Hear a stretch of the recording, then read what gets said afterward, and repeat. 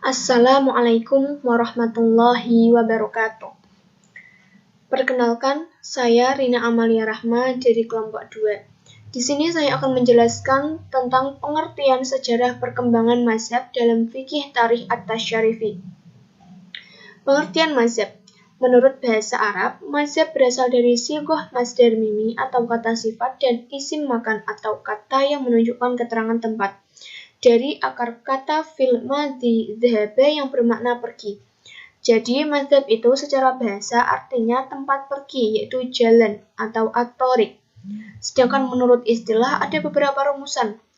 Yang pertama, menurut M. Husain Abdullah, mazhab adalah kumpulan pendapat mujtahid yang berupa hukum-hukum Islam yang digali dari dalil-dalil syariat yang rinci serta berbagai kaidah atau qawaid dan landasan usul yang mendasari pendapat tersebut, yang saling terkait satu sama lain sehingga menjadi satu kesatuan yang utuh. Menurut A-Hasan, mazhab adalah mengikuti hasil ijtihad seorang imam tentang hukum suatu masalah atau tentang kaidah-kaidah istinbatnya. Dari beberapa pengertian di atas, dapat disimpulkan bahwa yang dimaksud dengan mazhab adalah pokok pikiran atau dasar yang digunakan oleh imam mujtahid dalam memecahkan masalah atau mengistinbatkan hukum Islam. Di sini bisa disimpulkan pula bahwa mazhab mencakup 1. Sekumpulan hukum-hukum Islam yang digali seorang imam mujtahid. 2.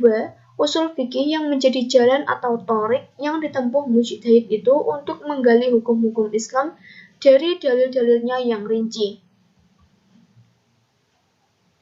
Sejarah perkembangan mazhab. 1. Mazhab pada masa Rasulullah. Mazhab pada zaman Rasulullah hanya sebatas ijtihad atau pendapat para sahabat dalam memahami agama. Karena pada zaman itu sumber hukum Islam hanyalah Al-Quran dan hadis. Pada periode ini, mazhab hanyalah sebuah pendapat atau ijtihad para sahabat dalam memahami sebuah kasus. Lalu, sahabat melaporkan kepada Rasul akan kasus tersebut.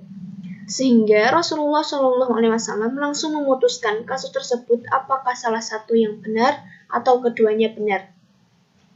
Mazhab secara sistematis belum terbentuk, hanya berbentuk pendapat-pendapat para sahabat dan ijtihadnya yang kemudian disampaikan kepada Rasulullah. Yang kedua, mazhab pada masa sahabat.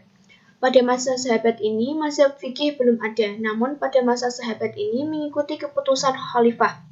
Karena pada masa sahabat ini, khalifah sebagai pemegang kekuasaan, keputusan pemerintahan, dan keagamaan. Yang ketiga, mazhab pada masa tabi'in. Pada masa tabi'in belum ada pembagian mazhab. Namun bukan berarti pada masa itu belum ada ilmu fikih. Di masa tabi'in terkenal kota-kota yang menjadi pusat ilmu syariah seperti Madinah, Makkah, Kufah, Bashrah, Sam, Mesir, dan Yaman. Kota-kota itu menjadi pusat pengajaran ilmu agama karena beberapa faktor, terutama karena para sahabat yang berlevel mujtahid itu tinggal di sana dan membangun pusat pendidikan. Materi selanjutnya akan disampaikan oleh teman saya. Assalamualaikum warahmatullahi wabarakatuh. Perkenalkan, nama saya Muhammad Ilham Burhanuddin. Saya akan mempresentasikan materi selanjutnya, yaitu ruang lingkup mazhab. Ruang lingkup mazhab dibagi menjadi 5 macam, yaitu 1. Dalil-dalil yang dijadikan dasar oleh para mujtahid, baik dari Al-Quran, Al-Hadis, atau dalil-dalil syara' lainnya. Yang kedua, metode atau cara mereka berijtihad dan mereka beristinbat dari sumber-sumber hukum yang mereka jadikan dasar dalam menetapkan hukum. Yang ketiga, latar belakang para mujtahid itu sendiri. Latar belakang timbulnya suatu mazhab dan perbedaan-perbedaan yang kemudian muncul di tengah-tengah mazhab yang ada. Yang keempat, pola pemikiran para imam mazhab. Hal-hal yang mempengaruhi seperti sistematika sumber hukum, sistem istidlal masing-masing mazhab. Yang kelima, kondisi sosiologis serta hukum-hukum yang berlaku di tempat di mana para muqarrin hidup. Materi selanjutnya adalah cabang mazhab. Cabang mazhab ini dibagi menjadi 4, yaitu mazhab Hanafi, mazhab Maliki, mazhab Syafi'i, mazhab Hambali. Yang pertama adalah mazhab Hanafi. Dinamakan Hanafi karena pendirinya Imam Abu Hanifah An-Nu'man bin Sabit. Mazhab ini dikenal mazhab ahli qiyas atau akal. Karena hadis beliau banyak mempergunakan qiyas. Mazhab ini berkembang karena menjadi mazhab pemerintahan pada masa Khalifah Harun ar-Rasyid.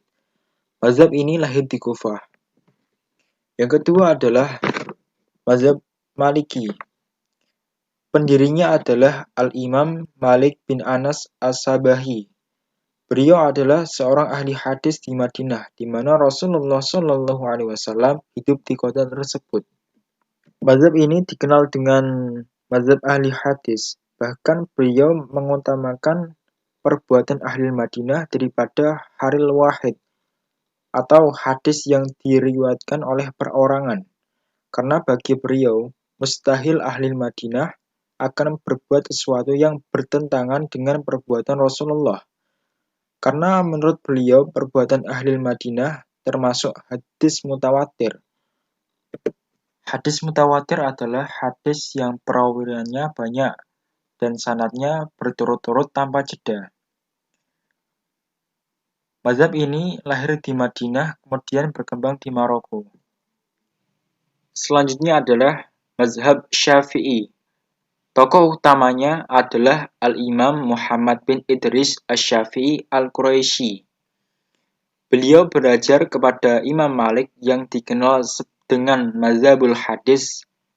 Kemudian beliau pergi ke Irak dan belajar dari ulama Irak yang dikenal sebagai mazhabul qiyas. Beliau berikhtiar menyatukan mazhab terpadu yaitu mazhab hadis dan mazhab qiyas. Yang keempat adalah mazhab Hambali. Pendirinya adalah Al-Imam Ahmad bin Hanbal Asy-Syaibani. Beliau adalah murid Imam Asy-Syafi'i yang istimewa karena tidak pernah pisah sampai Imam Syafi'i pergi ke Mesir. Menurut beliau, hadis dhaif dapat dipergunakan perbuatan yang afdalul a'mal, bukan untuk menentukan hukum. Beliau tidak mengaku adanya ijtima' setelah sahabat karena ulama sangat banyak dan tersebar luas. Untuk materi selanjutnya, saya persilahkan kepada teman saya.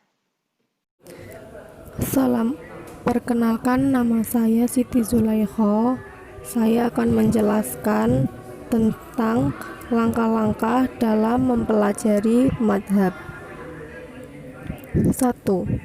Dengan mengetahui pendapat para imam mujtahid atau imam madhab dalam berbagai masalah yang diperselisihkan hukumnya, disertai dalil atau alasan yang dijadikan dasar dan cara istinbat hukum dari dalilnya.